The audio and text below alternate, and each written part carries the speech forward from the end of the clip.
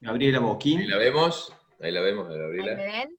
Ah, ahí Sí. estás, ahí estás. Hola, buenas tardes, Gaby. ¿Cómo te va? Buenas tardes, gracias ¿Cómo Gaby por están? la presencia y gracias por la paciencia. No, por Por esto. favor. Eh, bueno, como siempre suele suceder, se fueron demorando un poquitito las intervenciones, las participaciones. Le agradecemos la espera. Gabriela Boquín va a hablar sobre el título de su exposición es Las personas vulnerables y los procesos concursales. Gabriela es fiscal general ante la Cámara Nacional en lo Comercial, es titular por concurso de la Cátedra de Derecho Comercial 3 de la Universidad de José C. Paz, titular de la Cátedra de Derecho Concursal en la Universidad del Museo Social Argentino, titular de la Cátedra de Derecho Societario y Concursal en la Universidad Católica de La Plata, es adjunta regular por concurso en la UBA, es profesora del doctorado en la Universidad de San Carlos de Guatemala, titular del programa de usuarios y consumidores del Ministerio Público Fiscal, es autora de numerosas publicaciones, libros, también es conferencista. Esto que hablábamos con Marcelo Barreiro de la pena que nos da no poder juntarnos físicamente en un lugar, como eran las jornadas acá en Córdoba, siempre también Gabriela nos animó en estas jornadas con su presencia y luego con la cena posterior, donde compartíamos largas charlas y la verdad que siempre de manera muy generosa ha sido ella en la discusión de los diferentes temas, incluso en los conciertos pudimos ver cómo distintos partícipes o participantes de las jornadas se acercaban y conversaban y ella se prendía en las conversaciones con todos y la verdad que esa forma tan espontánea que tiene de ser de ella la vamos a extrañar esta oportunidad de no tenerla acá, pero bueno, ahora la vamos a escuchar con este tema y la verdad que también quiero por último destacar siempre su generosidad cuando le hemos pedido material o alguna consulta de algún tema particular, ha sido muy generosa con nosotros, así que Gaby, para nosotros es un placer tenerte y siendo una de las principales animadoras de esta jornada, te agradecemos nuevamente por tu participación. Déjame Eduardo, que también ponga como apostilla su generosidad. Alguna vez me tocó compartir panel con ella, su generosidad, su inteligencia, su amabilidad, y además contarles, quizás a aquellos que no lo saben, que deben ser muy pocos, que si hay algún fallo o alguna cuestión que siempre que sale a la luz para defender los derechos de aquellos que, como su hoy el tema que eligió para hablar, que tienen que ver con aquellas personas en situación de vulnerabilidad, es ella la que lo difunde, es ella la que la encarna y es la que realmente advierte la importancia. Nosotros en este momento, y debo destacarlo, estamos muy agradecidos y orgullosos de que hoy compartas con nosotros este momento. Gracias, Gaby. Te escuchamos. Bueno, muchísimas gracias por las palabras previas, por la invitación. Le quiero agradecer al doctor Efraín Hugo Richard, a Lita Borgarello, a Sergio y Eduardo, a la Universidad Nacional de Córdoba, que me hayan invitado una vez más. Para mí también es triste no estar con ustedes porque cada vez que voy a Córdoba, sinceramente la paso muy bien con todos ustedes, debatiendo, discutiendo y también riéndonos. Como bien dijo el doctor Ruiz, en algún momento hemos compartido panel, hicimos previas a los paneles y pos a los paneles, en los cuales hemos disfrutado de hasta armar la charla en conjunto. Allá lo veo también al doctor Nisman, a Jorge, que también, bueno, la verdad que para mí son no solo colegas, son amigos muy queridos, y la escuela cordobesa para mí es un ejemplo. Un ejemplo, los leo con atención, porque realmente cada vez que escriben plantean una línea que hay que estudiar, seguirla, alimentarla y hacerla conocer. Y bueno, por eso para mí también es un placer estar acá con ustedes. Y lo que me voy a permitir es, trabajando este tema, porque nos acostumbramos a hablar de los acreedores involuntarios. ¿Se acuerdan? Desde hace un tiempo que estamos hablando de los acreedores involuntarios y de cómo tratarlos en los concursos, pero hay un concepto que me parece que ha superado el criterio del acreedor involuntario, y es el del acreedor vulnerable, y es más, tenemos que ahora hablar de personas vulnerables, porque el vulnerable puede ser el deudor o el acreedor. Y me voy a permitir compartir con ustedes, está inhabilitada la función de compartir pantalla, si me la habilitan un minutito, yo les había armado un power, que le había comentado a Alita que les quería presentar, y va también de paso mi homenaje personal a Alita, porque es una persona tan generosa que ha formado a tantos abogados y a tantos profesores de la universidad, y también las charlas que he compartido con ella como persona, no podemos hacer otra cosa que homenajearla. Así que bueno, Ya si me dejan ya compartir la puede poder. pantalla, Ya está. ahí está, perfecto. Bueno, como para no hacerla muy aburrida y prometiéndoles que voy a respetar los 20 minutos de tiempo que me han dado. Les estaba diciendo que a mi criterio tenemos que superar esta noción que tenemos de los acreedores involuntarios, porque ya en la situación, y creo que la pandemia nos permite verlo con más claridad, tenemos que hablar de sujetos vulnerables que merecen una especial tutela en los procesos concursales, sea el deudor o sea el acreedor. Y en realidad, lo primero que tenemos que hacer entonces es hacer el ejercicio de qué es la vulnerabilidad, ¿no? Porque en realidad la vulnerabilidad lo que nos va a permitir es darles un tratamiento diferenciado a los sujetos. Y acá entonces sí, lo primero que va a pasar es que va a crujir uno de los principios esenciales del derecho concursal, que es la par condicio creditorum. Si vamos a hablar de la vulnerabilidad del acreedor, vamos a hacer crujir el principio de la par condicio creditorum.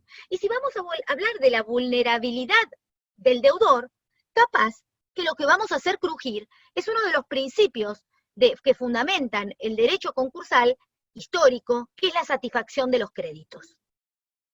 Por eso es que tenemos que tener una mente flexible ante esta situación, que es el de las personas vulnerables sometidas a un proceso concursal. Vuelvo a repetir, ya sea como deudor o como acreedor. Y también lo que quiero decir es que se habla mucho de colectivos vulnerables. Tenemos normativa que protege a los adultos mayores, a las personas con discapacidad, a los niños, niñas y adolescentes, pero justamente más allá de estas normas, tenemos que entender que es un concepto que es flexible, dinámico o relativo. Y en este sentido me gusta siempre citar, porque es el mejor trabajo que encontré para poderlo aplicar al sistema jurídico, un ensayo, ni siquiera es un ensayo, es un artículo muy bien fundado de una socióloga, Florencia Luna, investigadora del CONICET y del Flaxo, que lo pueden encontrar en internet fácilmente, que se llama Vulnerabilidad, la metáfora de las capas. Y justamente lo que ella dice es que el concepto de vulnerabilidad, con lo que está vinculado, es con las circunstancias que pasan alrededor del sujeto, las circunstancias en las cuales el sujeto se ve sometido.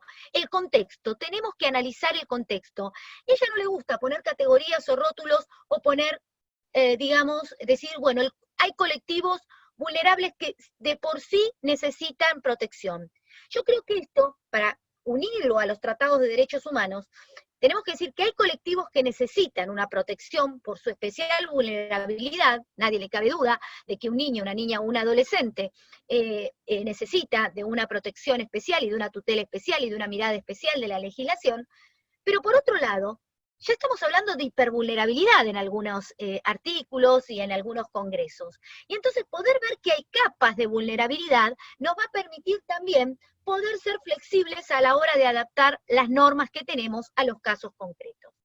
Y si tenemos entonces que definir a un vulnerable, vamos a tener que decir que consideramos vulnerable aquel que es más propenso a ser dañado o que ante el daño tiene menos posibilidades de defenderse o de recuperarse, ¿sí? Y que probablemente las consecuencias del daño sobre él van a ser mayores que respecto de una persona que no es vulnerable. Esta protección que les estoy comentando radica en realidad en nuestra Carta Magna, porque nosotros tenemos un principio en el artículo 16, una garantía, que es la igualdad ante la ley de todos los ciudadanos. Pero Vidal Campos, desde la sanción del año 1994 de la reforma constitucional, nos decía que esta consagración que hace el 75, inciso 23, de la discriminación a la inversa o de la discriminación positiva, es para justamente hacer absolutamente real la aplicación de la garantía de igualdad ante la ley. Porque es claro que hay en la sociedad desigualdades estructurales que no permite decir que somos todos iguales. Somos todos iguales, sí, pero no todos podemos acceder a los mismos derechos ni soportar los daños de la misma manera. Y la pandemia hoy nos está exponiendo ante esta situación. Yo hoy leía, el día de ayer en el diario La Nación, leía que hay 1 millón más de niños pobres producto de la pandemia en este año. Y también leía que 6 de cada 10 niños ya son pobres y que 2 de esos 6 ya no van a poder, ya no pueden atender sus necesidades básicas alimentarias. Viven en hogares absolutamente indigentes. Y este es un estudio que ha hecho la UNICEF para la República Argentina. Entonces veamos que la vulnerabilidad propia que tienen los niños, niñas y adolescentes se ve incrementada en la pandemia por justamente no poder siquiera atender a el derecho más básico para tener una vida digna, que es los derechos alimentarios. Y el artículo 75, inciso 23 de la Constitución Nacional justamente le manda al Congreso que tiene que legislar y promover medidas de acción positiva, por eso se le habla de discriminación positiva, que garanticen la igualdad real de oportunidad y trato y pleno goce del ejercicio de los derechos reconocidos en la Constitución. Entonces dice, hay que hacer una aplicación concreta de los tratados internacionales vigentes sobre derechos humanos, y hace un hincapié en particular en relación a los niños, las mujeres, los ancianos y las personas con discapacidad. De esto tenemos normativa específica, pero ¿cuál es el problema que tenemos y que nos encontramos? Que a pesar de que tenemos normativa específica, la misma no siempre la vemos aplicada en los casos concretos, en los procesos concursales. ¿Por qué? Porque hay un criterio dualista, que muchas veces es el que prima, que dicen, bueno, la normativa que protege a los niños, niñas, adolescentes, a las mujeres, a los adultos mayores o a las personas con discapacidad, son normas programáticas que requieren de normas que reformen, en el caso que estamos hablando, la normativa concursal para que se pueda aplicar en los casos concretos. Y por eso se llama postura dualista. Necesitamos 2 normas.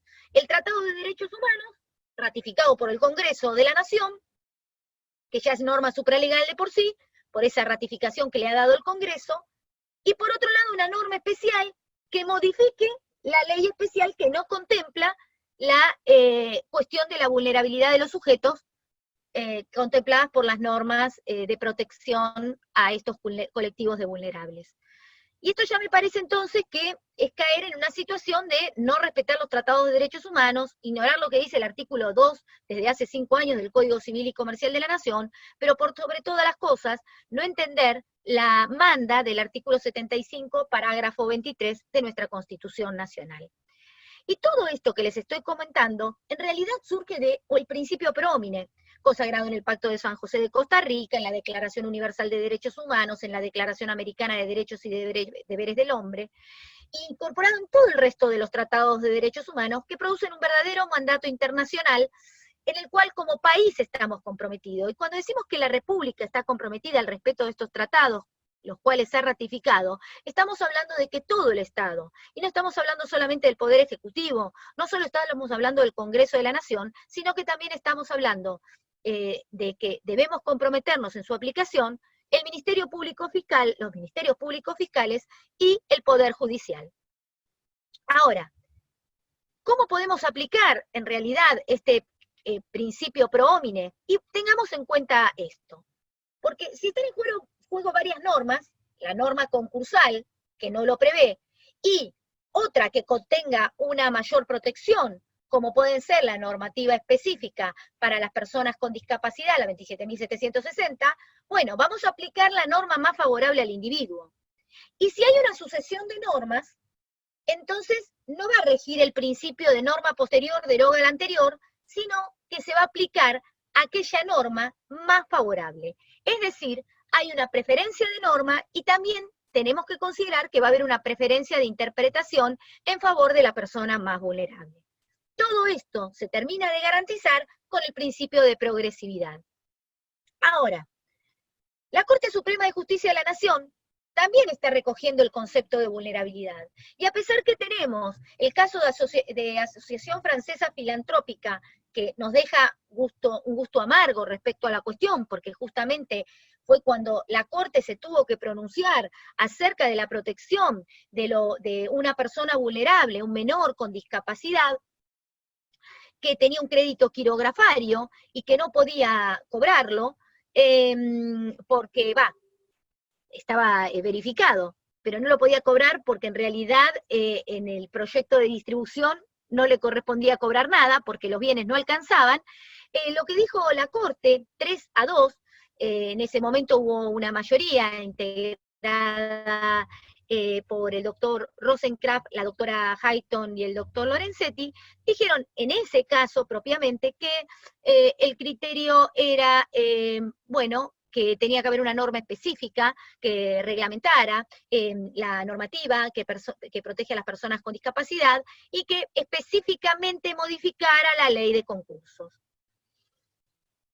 Luego, vino Institutos Antártida, como todos sabemos, y con una mayoría compuesta por Graciela Medina, por la doctora Graciela Medina, porque el doctor Rosenkraft se excusó de entender, tuvimos el fallo contrario, porque ahí fue 3-2 en favor de un vulnerable, con las mismas circunstancias. Una persona, un menor, que al momento del dictado de la sentencia ya no eran menores, con una discapacidad, los dos tenían la misma discapacidad, fíjense, tenían una cuadriplegia total, que se tenían que alimentar con sondas, no tenía ninguna posibilidad de movilidad, era una discapacidad total para poder vivir como una persona respecto de lo que vive una persona normal, y necesitaban atención constante y permanente. Pero en un caso se le reconoció el privilegio y en el otro caso se lo denegó porque se dijo que no se podía alterar el sistema del numerus clausus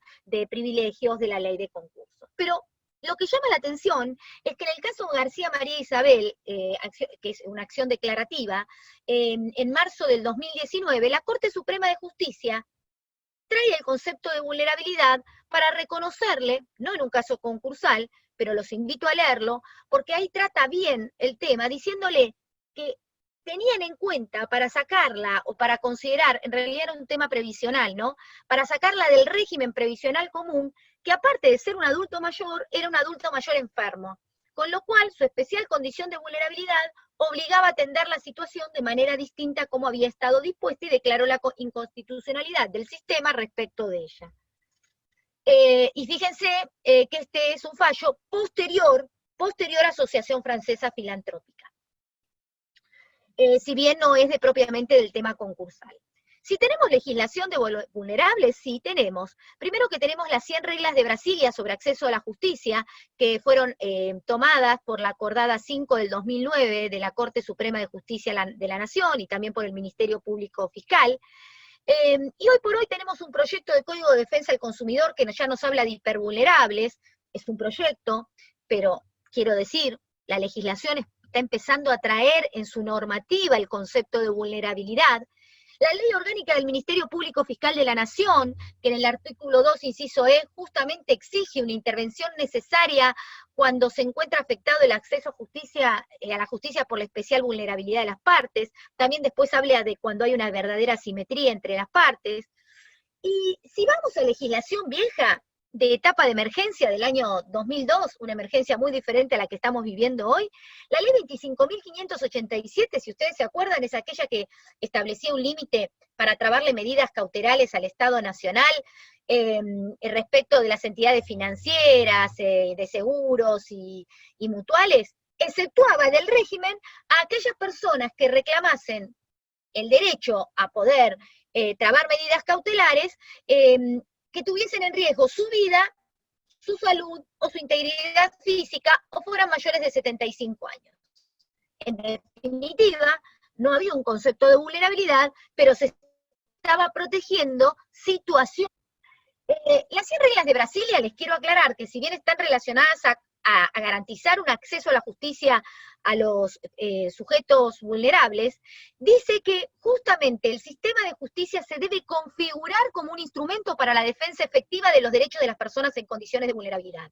Es decir, el sistema de justicia tiene que asegurar y ser el instrumento de defender efectivamente a las personas en condiciones de vulnerabilidad.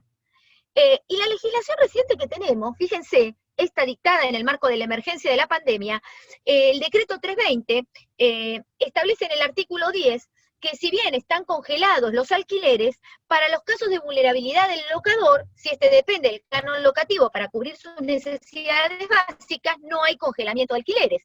O la resolución 139 del 27 de mayo del Ministerio de Desarrollo Productivo y la Secretaría de Comercio del Interior trata la cuestión de los consumidores hipervulnerables para considerar que la situación de tutela hay que intensificarla porque hay un agravamiento de sus condiciones. Y la ley de la provincia de Buenos Aires, la 15.172, lo que establece es que están congelados los alquileres y están prohibidos los desalojos, pero que esta prohibición no alcanza a aquellos locadores que puedan demostrar que son vulnerables y precisan del canon locativo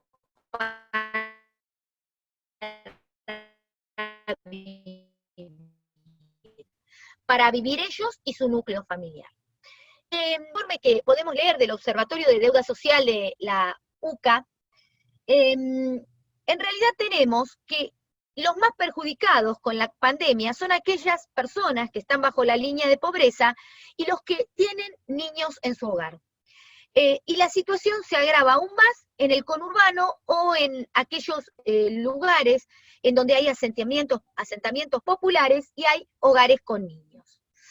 Y las cuestiones económicas de esta pandemia, ha dicho la OEA, que impactan especialmente a las mujeres y incrementan lo que es la brecha de género, considerándolo en este sentido vulnerable, especialmente cuando hay familias monoparentales. Les recomiendo leer también una publicación de la OEA, de la Comisión Interamericana de Mujeres, que trata justamente esta cuestión y la analiza a la luz de el techo de cristal, la desigualdad salarial, la precarización de los empleos, y especialmente teniendo en cuenta que en general las mujeres son las que más están al frente en las obligaciones y en las tareas de cuidado. Ahora, bueno, la ONU también se pronuncia sobre esta cuestión, porque llama a darle una respuesta urgente desde el punto de vista de los derechos humanos, porque considera que la pandemia tiene en realidad una verdadera implicancia y las consecuencias son devastadoras respecto a los derechos de la alimentación, de la vivienda, de la educación, de la salud, del saneamiento, de las condiciones justas y favorables de trabajo, de la protección social, es decir, todo lo relacionado a la dignidad de la persona humana. Y para eso dice que las medidas para garantizar, me da gracia porque algunas son muy parecidas a los consejos del Instituto Iberoamericano, en este sentido, porque bueno, habla de exhibiciones temporales de impuestos, de moratorias para desahucios, de cancelaciones de posibles cortes de servicios, de la renegociación de la deuda privada y de la suspensión de cursos de intereses. El tema es, como les dije, que a mi criterio puede ser vulnerable tanto el acreedor como el deudor. Y como les dije, la ley por ejemplo, les pongo como ejemplo la ley de la provincia de Buenos Aires, la 15.172, que por un lado protege al deudor, no permite su desahucio, pero también protege al locador, acreedor, cuando el acreedor es vulnerable. Acá lo vemos claramente. Y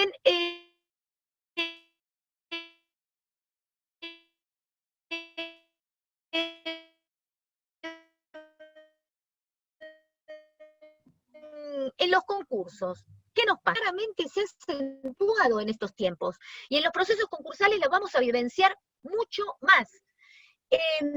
La ley de los adultos mayores, la ley 27.360 que les comentaba recién, las de las personas con discapacidad, que es la 26.378, la ley 26.061 de protección integral de los derechos del niño, fueron justamente tenidas en cuenta en varios fallos.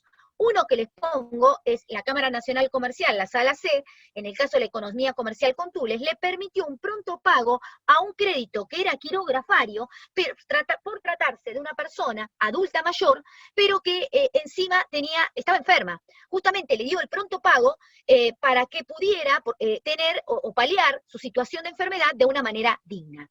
Y en la Corte Suprema, en el caso de Institutos Médicos Antártida, fíjense lo que hizo. No solo fue el tema de que, bueno, la anécdota que fue 3-2, la cuestión porque se incorporó Graciela Medina y se excusó el doctor Rosenkraft, sino que le dio un privilegio especial, prioritario o de primer orden, es decir, y aclaró, prioritario de cualquier privilegio especial.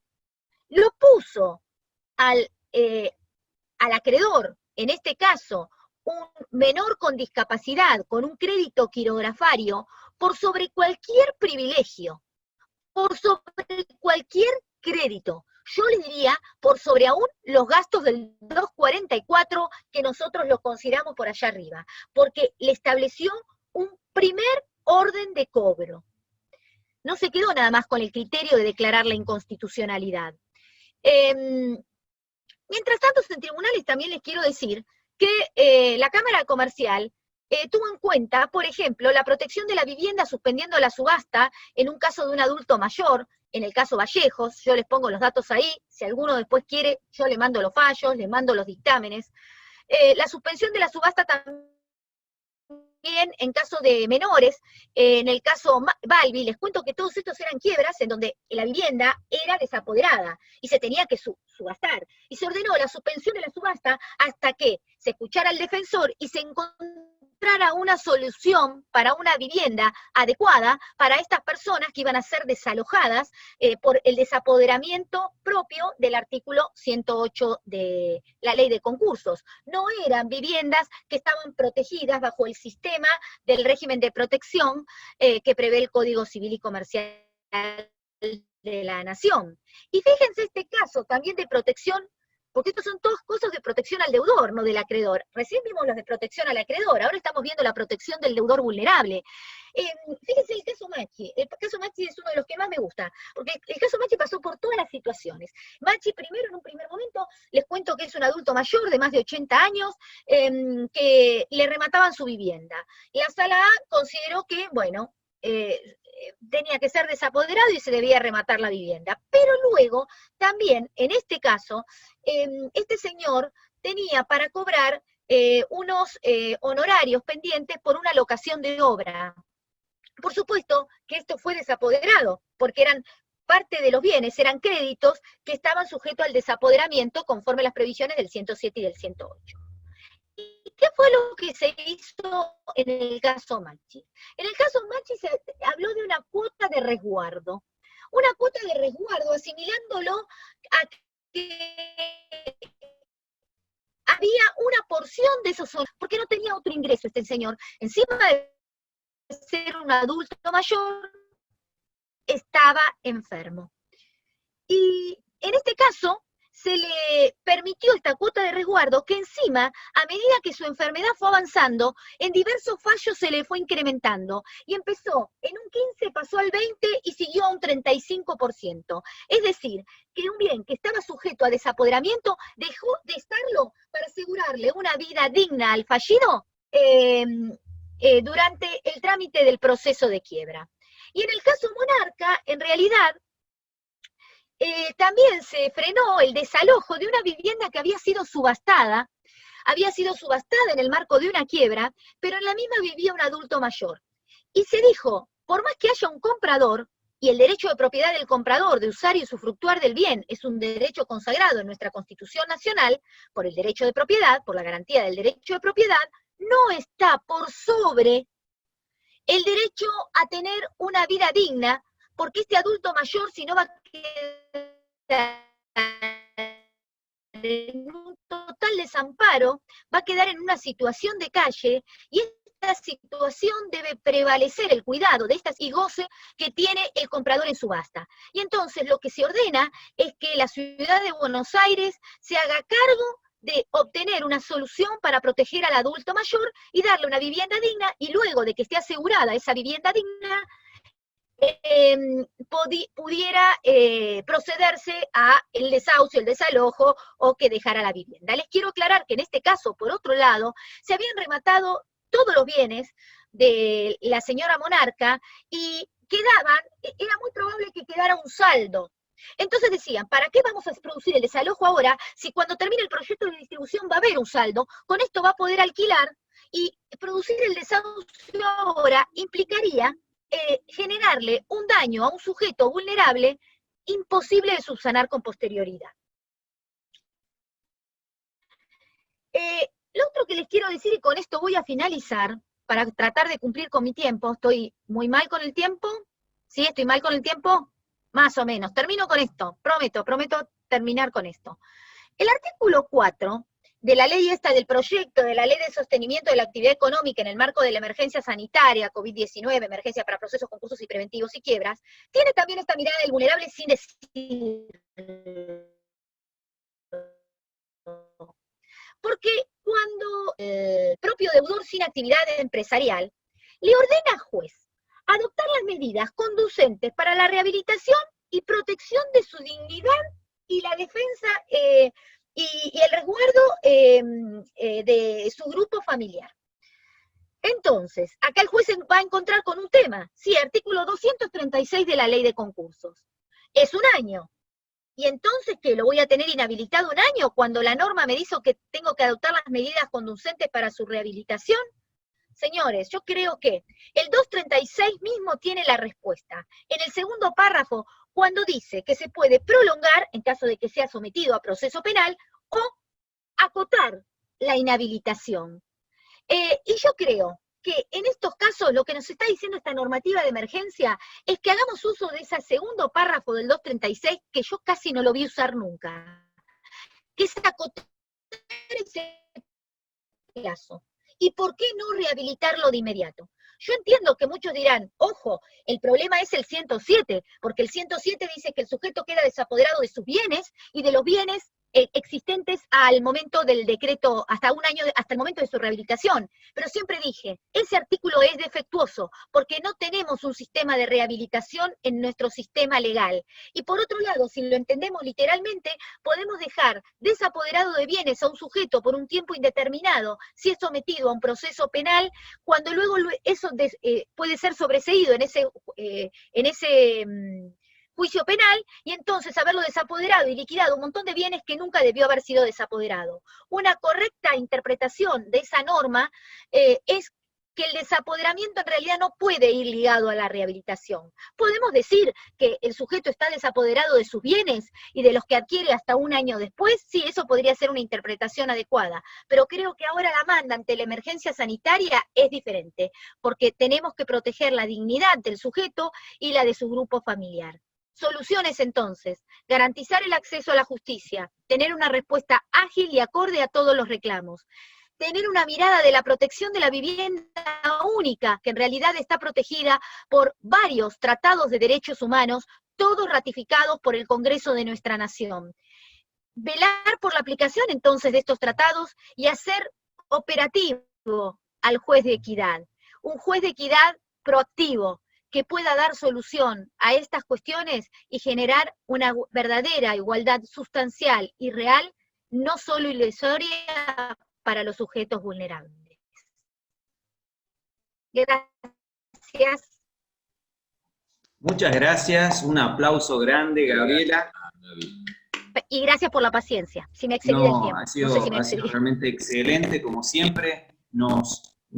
El tema de tus exposiciones lo que tiene es que además nos involucra, nos compromete. Ya después de escucharte no podemos muchas veces pensar con los paradigmas con los que venimos. Así que es un desafío escucharte. No siempre salimos como entramos, y creo que esa también es la idea.